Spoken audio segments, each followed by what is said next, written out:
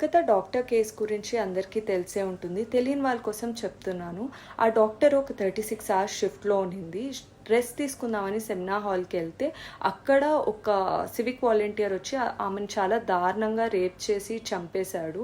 కొంతమంది రేప్ జరిగినప్పుడు మాట్లాడే వాళ్ళు ఉంటారు స్టూపిడ్‌గా, లైక్ ఆమె ఏ డ్రెస్ వేసుకుందో, నైట్ టైం అక్కడ ఎందుకుంది, ఒంటరిగా ఎందుకు వెళ్ళింది, ఇలా అంతా మాట్లాడుతుంటారు.